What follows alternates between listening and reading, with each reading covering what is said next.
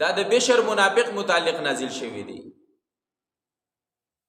د بشر منافق د یو يهودي سره په ځمکه باندې څه تنازع رااله چې کله اختلاف ډیر شو نو دوی خپل منځ کې چې علاقه یو درېمګړی به راولو زموږ فیصله به وکړي. نو د یهودي ورته ووې چې هلکه زه بس صحیح ده فیصله زموږ په منځ کې به فیصله چې د نبي علیه السلام وکړي، ستاسو پیغمبر به زموږ په منځ کې فیصله وکړي، درېمګړی به شي. خو دا بشر منافق چې دی په غلطه باندې و، دی په ناجایزه باندې و، نو دی فیصلې ته چې دی تیار نه شو. هغه ورته ووې دی منافق ورته ووې دی بشر چې کعب ابن اشرف یهودي به زموږ فیصله وکړي.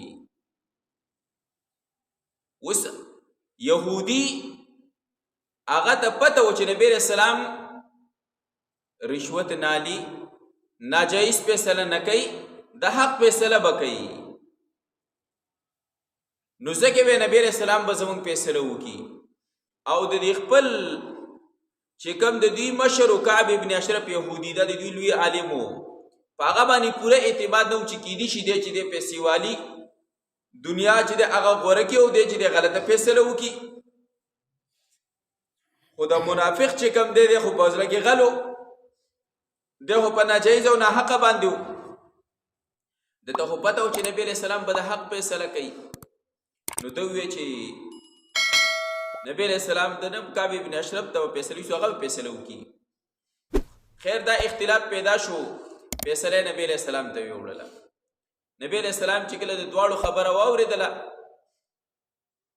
نو نبی علیہ السلام د یهودي په حق کې فیصله وکړله چې د حالاتو نه پته لګي چې دا اسیس چې دی دا ځمکه چې دا د یهودي ده، بس د یهودي په حق کې فیصله وکړله. کله چې د هغه ځای نه بهر راووتل نو دی بشر منافق خو هسې هم د مخکې نبي علیه السلام باندې فیصله نه کوله، خو بیا هم چې دی فیصله وشو نو بیا یې ورته تیار نه و.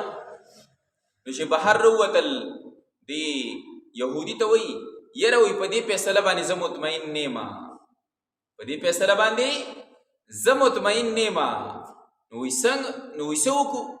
وی عمر رضی الله عنه ته به فیصله ویسو.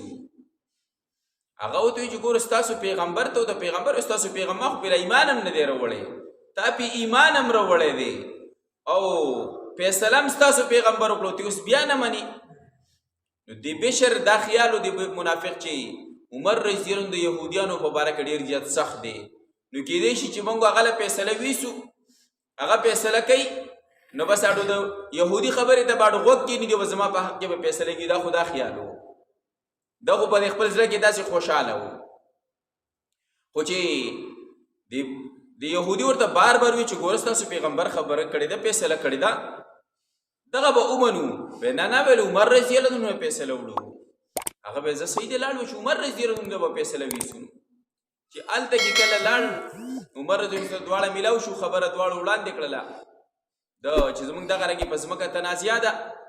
نو بس د یهودي ورته ووایي چې یاره چې داسې کار دی چې مخکې نه موږ کله فیصله کوو نو ما ورته وایي چې ستاسو پیغمبر له به دا فیصله هغه به فیصله وکړي.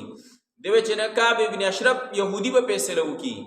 بیا ورته مو چې نه ستاسو پیغمبر به فیصله هم هغه له ویوړله. ستاسو پیغمبر زما په حق کې فیصله وکړله چې بهر راووتو نو دی ما ته وایي چې زه په دې فیصله باندې مطمئن نه یم، دا زه نه منم. عمر رضی الله عنه له به فیصله ویسو. عمر رضی الله عنه زما ستا په منځ کې چې دی فیصله وکړي. نو عمر رضی الله عنه ښه صبر وکړې زه راځم. بس لاړې کور ته تورې راوړله او د هغه منافق نه د سره هغه ځای ته ورساو. وایي چې څوک د نبي علیه السلام فیصله نه مني او په هغه باندې مطمئن نه وي نو ویل د عمر فیصله بیا دا ده، بس بیا خو پکې دننه څه شته نه. نو ته خو چې نبي علیه السلام په فیصلې باندې ته مطمئن نه، ستا کې خو ایمان نشته دی. نبی ویل د عمر فیصله دا بیا به اوس دغه چل کوي.